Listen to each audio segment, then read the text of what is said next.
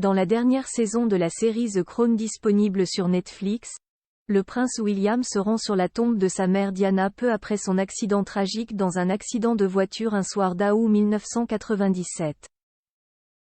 Un lieu de sépulture qui a longtemps alimenté de nombreux fantasmes. L'ultime saison de la série The Crown est disponible sur Netflix. 10 épisodes marqués notamment par l'accident de Diana, sa rencontre avec son dernier amant Dodi Al-Fayed, leur romance puis leur fin tragique sous le pont de l'Alma en 1997. La peine immense pour les princes William et Harry, âgés seulement de 15 et 12 ans, est mise en image dans la série de Peter Morgan. Et le lieu où est enterrée la princesse Diana est montré à l'écran. Celle que l'on a affectueusement surnommée la princesse des cœurs est enterrée sur une île à Althorpe, demeure familiale des Spencer. Cette petite île baptisée The Oval est dessinée au milieu du lac The Round Oval, à 250 mètres au nord d'Althorpe, est la demeure historique des Spencer depuis le XVIe siècle, située dans le Northamptonshire, au centre de l'Angleterre. C'est là que la princesse de Galles repose depuis son tragique accident. Telle a été la volonté de son frère, le comte Charles Spencer, héritier de l'immense propriété, qui désirait ainsi protéger Diana des atteintes à son intimité qui avaient jalonné sa vie.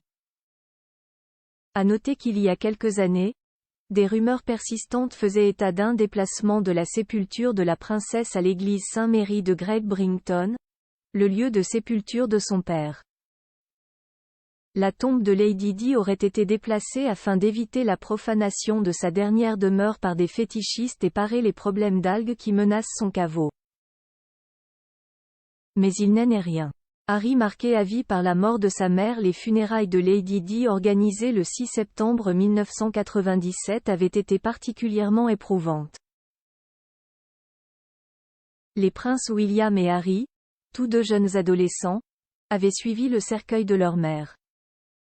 Un moment bouleversant dont Harry, qui a été profondément meurtri par la mort de sa mère, se souvient encore.